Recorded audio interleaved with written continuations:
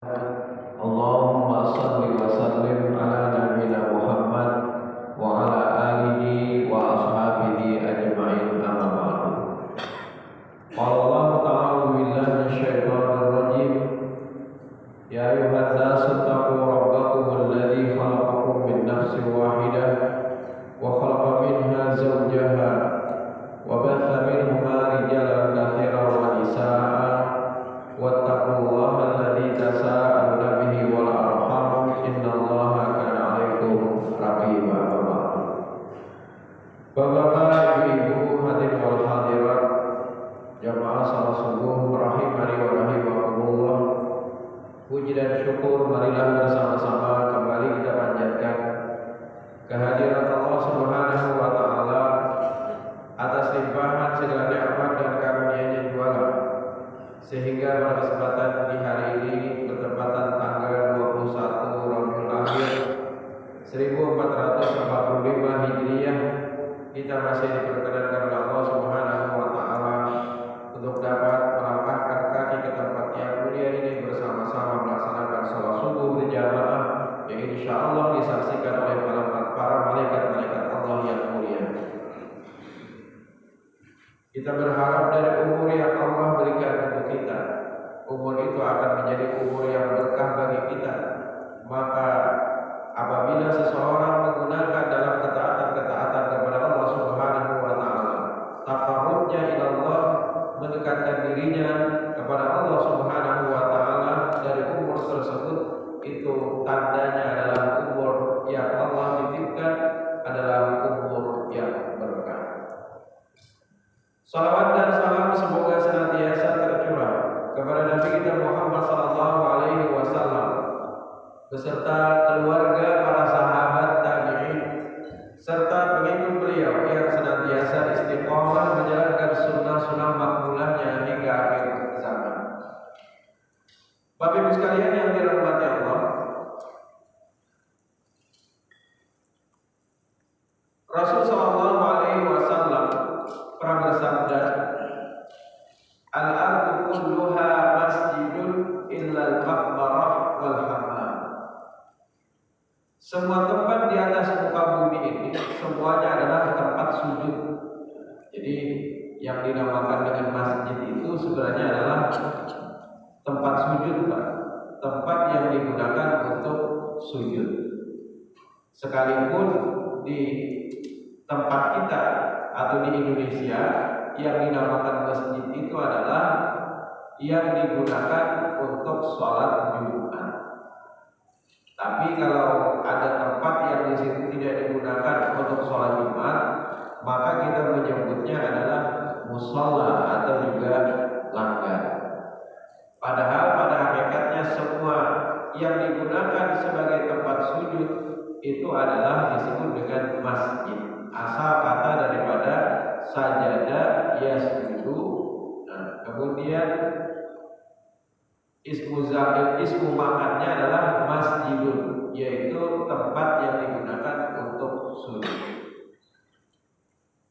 Illal maqbarah wal hammam, kecuali ada beberapa tempat yang tidak boleh digunakan untuk tempat sujud. Pertama adalah maqbarah, kuburan, kecuali kalau yang dilaksanakan adalah sholat fardu kifayah atau juga sholat jenazah. Nah, kalau sholat jenazah boleh Pak di atas kubur. Kalau seandainya tidak sempat untuk melaksanakan sholat jenazah, maka boleh sholat jenazah itu dilakukan di kubur. Tapi yang boleh dilakukan di kubur hanya sholat jenazah, tidak ada sholat-sholat yang lain. Jadi tidak ada satupun sholat-sholat sunat yang lain atau sholat fardu yang dikerjakan di atas kubur. Yang ada adalah hanya sholat kifayah, fardu kifayah. Misalnya ketika ada seorang anak misalnya atau sanak famili tidak sempat mensolati jenazah si fulan karena mungkin tiket yang didapatkan itu terlambat, akhirnya dia pulang sementara jenazah itu sudah dimasukkan ke dalam kubur, sudah dikebumikan. Maka ketika dia datang, pada saat itu dia boleh mensolati jenazah tersebut, walaupun hukum daripada sholat jenazah itu fardu kifayah, dalam artian kalau sudah ada orang yang mensolati, maka yang lain terlepas daripada kewajiban. Fardu kifayah itu kalau sudah ada yang mensolati ya sudah kumpul. Termasuk juga kenapa tidak perlu kita mensolati jenazah atau saudara-saudara kita yang ada di Palestina dengan sholat gaib, karena sudah ada yang mensolati di sana. Jadi sholat gaib itu karena sudah ada yang mensolati di sana, maka di sini kita tidak perlu lagi untuk mensolati. Paling yang bisa kita lakukan adalah mendoakan. Silakan kita mendoakan dengan doa yang terbaik untuk saudara-saudara kita, membantu dengan harta terbaik yang kita miliki untuk saudara-saudara kita, bisa biar salurkan melalui Lajismu Lembaga Amil Zakat Muhammadiyah dari tingkat pusat sampai dengan wilayah sampai dengan ke KL atau bayaran dia bisa dititipkan.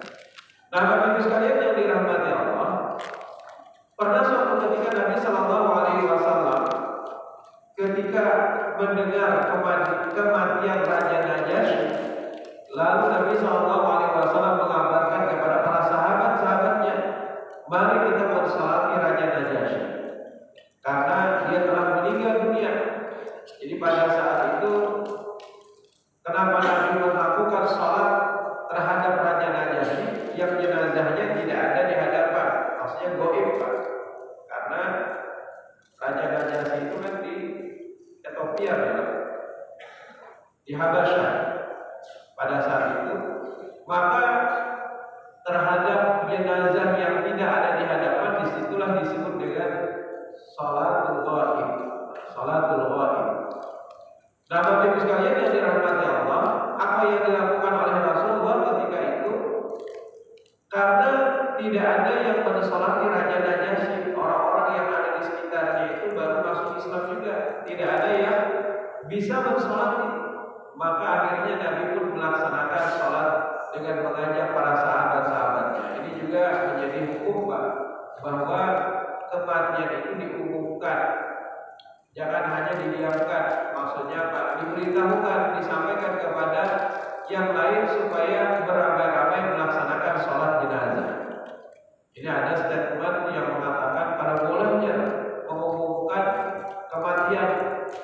Padahal dalam keterangan hadis Nabi Shallallahu Alaihi Wasallam ketika ada seorang wanita penyapu masjid yang dia meninggal dunia, dianggap para sahabat tidak perlu diberitahukan kematian kepada Nabi. Lalu mereka pun menyelenggarakan kematian itu dari mensolatkan sampai menguburkan. Beberapa waktu kemudian Nabi mencari, kata Nabi apa? Mana penyapu masjid yang biasa menyapu di masjid ini? Lalu para sahabat ketika itu mengatakan, wahai Rasul, beberapa hari yang lalu dia telah meninggal dunia. Kemudian Rasul pun berkata, apa untuk anda tukuni, kenapa kalian tidak memberitahukan kepadaku tentang kematiannya? Nah, itu kan artinya apa, Pak? Mengumumkan atau memberitahukan itu bukan ratapan, bukan dianggap sebagai orang karena tidak pernah terjadi di zaman Nabi, karena dianggap itu adalah sebagai sebuah ratapan. Justru bukan. Justru Nabi Shallallahu Alaihi Wasallam mengatakan, kenapa kalian tidak memberitahukan kepadaku tentang kematiannya? Lalu akhirnya Nabi Shallallahu Alaihi Wasallam pun mengatakan, dulluni ala qabri, tunjukkan kepadaku di mana kuburnya, kata Nabi. Lalu Nabi Shallallahu Alaihi Wasallam pun pada luhur fasallallahu alaihi, lalu dituntun oleh sahabat, diarahkan oleh sahabat, ditunjukkan mana kubur orang atau penyapu masjid tersebut. Kemudian akhirnya Nabi pun mensolatinya di kubur orang tersebut. Nah, Bapak Ibu sekalian yang dirahmati Allah, lalu Nabi Shallallahu Alaihi Wasallam pun berkata, inna hadhihi kubur mamlu'atun zulmatun ala ahli. Kata Rasulullah, sesungguhnya kubur itu adalah tempat yang gelap bagi para penghuninya, tempat yang sepi, tempat yang sunyi bagi para penghuninya. Wa inna Allah yunawwiruha lahum bi sholati alaihim. Dan sesungguhnya Allah memberikan penerangan kepada penghuni kubur itu karena doa kepada. Jadi akhirnya Allah meneranginya. Hadis yang diriwayatkan oleh Abu Hurairah dan juga tentang Raja Najasyi itu menyebutkan tentang bagaimana Nabi meminta kepada para sahabat untuk memberitahukan kepadanya. Nah, ini artinya mengumumkan lewat speaker atau mungkin lewat WhatsApp tentang kematian seseorang supaya mengajak orang-orang agar melaksanakan berbondong-bondong melaksanakan penyelenggaraan jenazah itu hukumnya adalah boleh. Maka itu diajarkan setiap saat, setiap hari ada terus pemberitahuan dari Ahmad Ijai WhatsApp sini pada sholat zuhur, misalnya sholat asar atau bahkan sholat subuh dilakukan penyelenggaraan atau sholat jenazah. Bahkan pahalanya luar biasa besarnya. Kalau biar hendak diskon pahala karena mungkin kita merasa waktu yang begitu cepatnya dari umur kita berlalu, kita ingin diskon pahala yang cepat. Bahasanya itu bisa sampai 50% diskonnya, sampai bahkan 100%. Salah satu ibadah yang bisa kita lakukan adalah sholat jenazah. Karena pahalanya ketika seseorang mensolatkan jenazah itu yaitu sebesar 1 qirot. 1 qirot itu sama dengan gunung Uhud. Apalagi kalau sampai mengantarkan jenazahnya. Bapak Ibu sekalian yang dirahmati Allah, jadi pada hakikatnya semua tempat itu adalah masjid. Semua tempat itu adalah tempat sujud. Maka itu kalau ada misalnya nih kegiatan yang di situ menyulitkan para peserta untuk keluar dari tempat tersebut untuk mencari masjid atau untuk melaksanakan sholat Jumat. Misalnya para mahasiswa ada ospek misalnya, ada ospek yang sementara waktu begitu mepet, kalau mereka pulang maka khawatir akan terlambat sholat Jumatnya. Ya sudah, oleh pihak kampus diadakanlah sholat Jumat di aula misalnya, di aula. Yang penting ada khotibnya, ada imamnya, maka sahkah sholat Jumat dilaksanakan di sana? Sah. Jadi semua tempat itu kan masjid, semua tempat itu adalah tempat sujud. Sehingga jika dilaksanakan sholat berjamaah di sana, yang penting ada khotibnya, ada imamnya, maka bisa saja dilaksanakan yang namanya sholat berjamaah.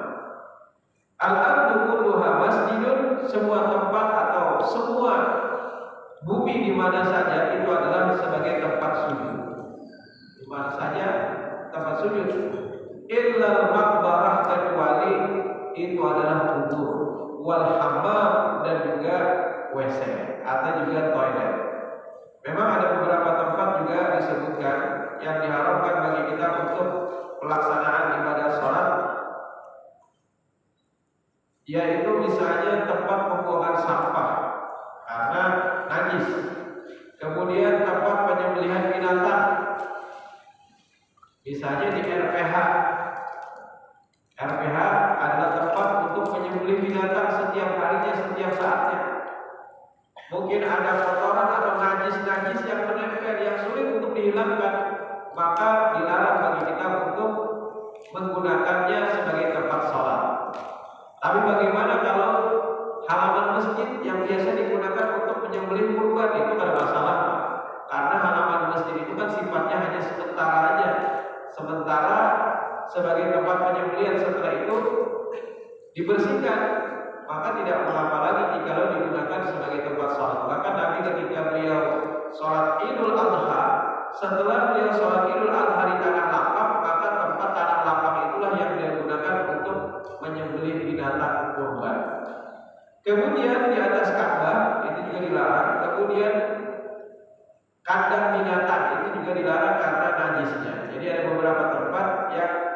diharamkan bagi kita untuk melaksanakan ibadah sholat di sana. Kemudian tentang kubur tadi, kalau sholat di kuburannya itu dilarang, kecuali kalau sholat fardu kifayah tadi. Tapi bagaimana kalau seandainya ada kubur yang berada di masjid? Nah, di masjid. Beberapa waktu yang lalu sempat heboh, Pak. Mungkin beberapa tahun yang lalu sudah sempat heboh, tapi alhamdulillah kita bisa netralisir keadaan atau kehebohan tersebut.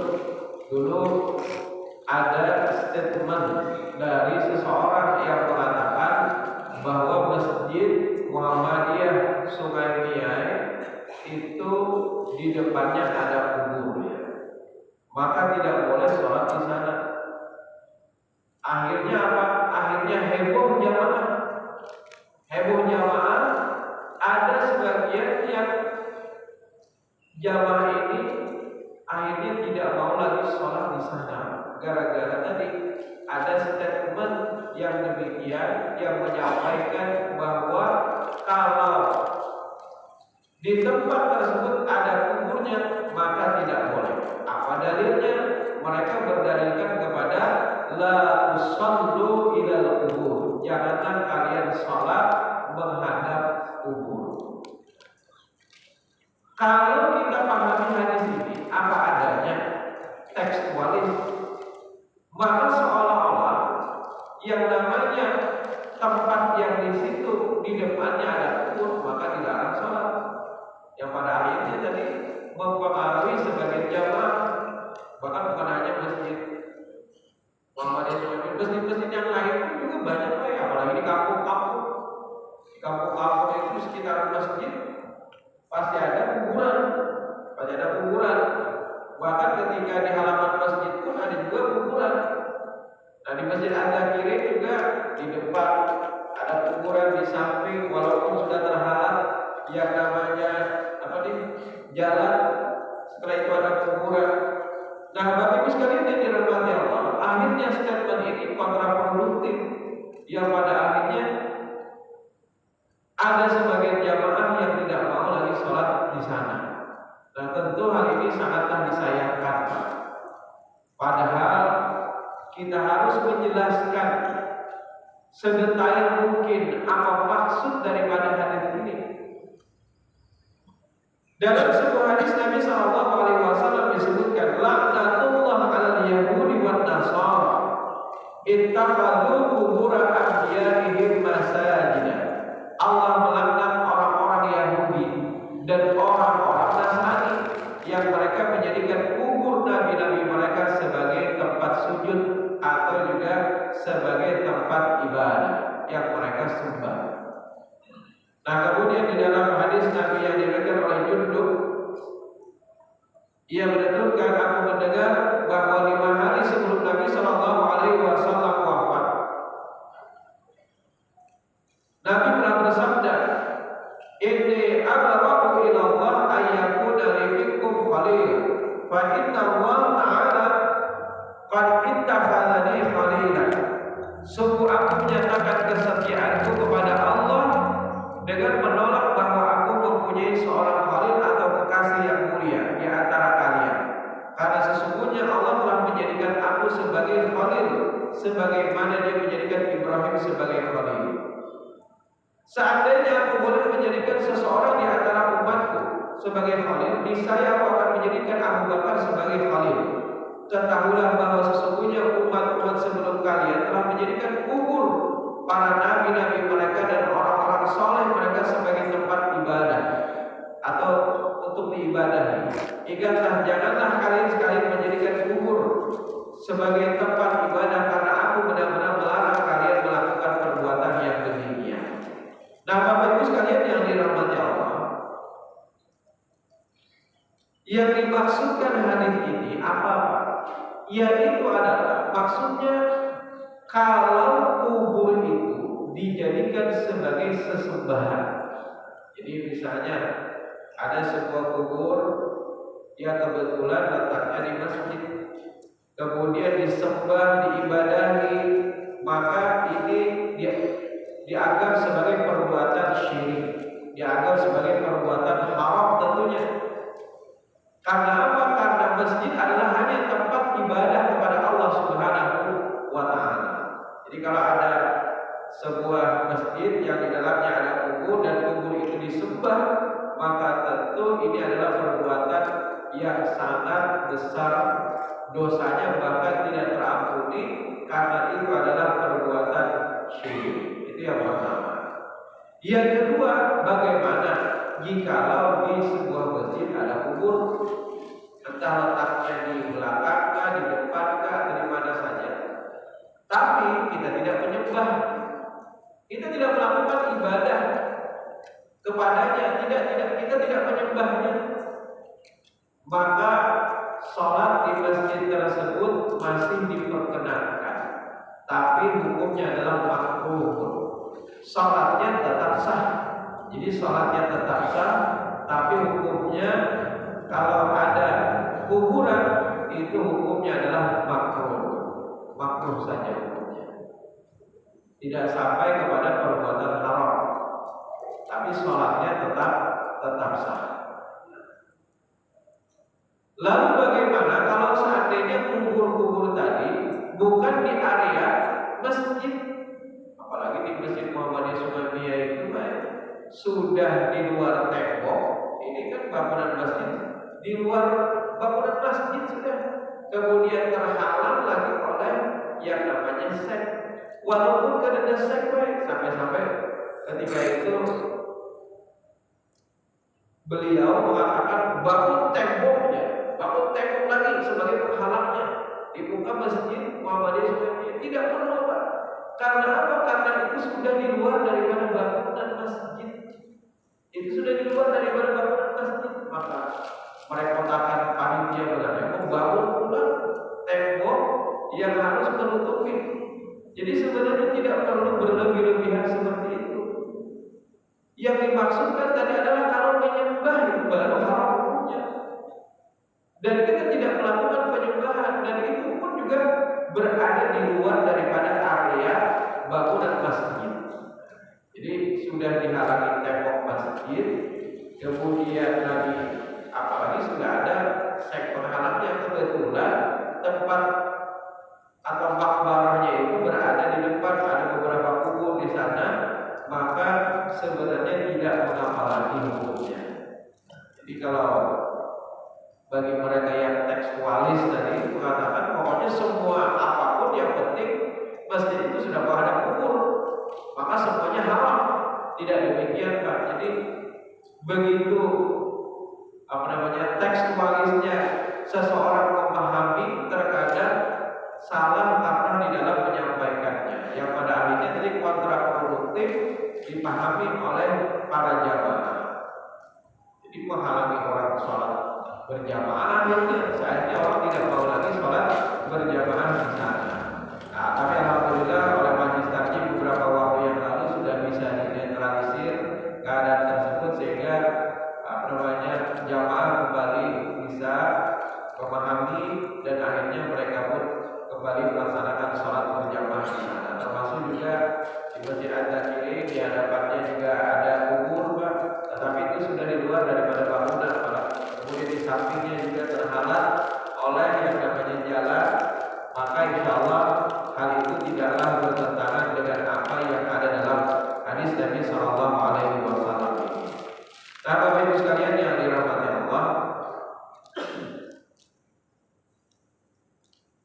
kemudian selanjutnya adalah terkait dengan bacaan dalam tasyahud akhir.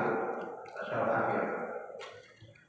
Apakah di dalam bacaan tasyahud awal dan akhir ada rangkaian doa? Nah, biasanya kan kita pertama tasyahud, yang kedua adalah sholawat.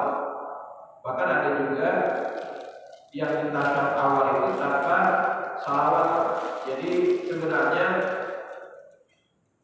anjuran terkait dengan bacaan apa saja yang dilakukan pada saat tasyahud awal dalam sholat dan juga tasyahud akhir di dalam sholat itu sebenarnya sama tasyahud awal dan juga tasyahud akhir.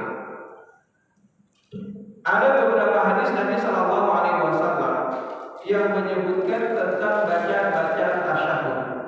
Jadi ada sekitar 4 bacaan tasyahud yang diajarkan oleh Nabi Shallallahu Alaihi Wasallam, 4 atau 5. Pertama adalah ini yang digunakan oleh majelis taklim, tetapi juga tidak menutup bacaan atau tanawwu fil ibadah dari bacaan-bacaan yang lain. Pertama adalah at-tahiyatu lillah wassalawat wat thayyibat. Assalamu alayka ayyuhan nabi wa rahmatullahi wa barakatuh. Assalamu alayna wa ala ibadillahi sholihin. Asyhadu an la ilaha illallah wa asyhadu anna Muhammadan abduhu wa rasuluh. Ini didasarkan kepada hadis yang diriwayatkan oleh Abdullah bin Mas'ud, dan derajat hadis ini adalah hadis sahih. Diriwayatkan oleh Imam Bukhari, kemudian selanjutnya adalah Imam Muslim, At-Tirmidzi, kemudian selanjutnya adalah Imam Abu Dawud, Ibnu Majah, dan juga Imam Ahmad serta Imam Ad-Darimi. Dan derajat hadis ini adalah hadis sahih. Nah, Bapak Ibu sekalian yang dirahmati Allah, itu yang biasa digunakan oleh majelis taklim, tapi juga tidak menutup kemungkinan untuk menggunakan bacaan-bacaan tahiyat yang lain. Misalnya adalah at-tahiyatul mubarakatus shalawatut thayyibatu lillah. Assalamu alayka ayyuhan nabi wa rahmatullahi wa barakatuh. Assalamu alayna wa ala ibadillahi sholihin. Asyhadu an la ilaha illallah wa asyhadu anna Muhammadan abduhu Muhammadar rasulullah. Itu yang kedua. Kemudian yang ketiga, ini juga hadisnya sahih, Pak. Yang ketiga adalah at-tahiyat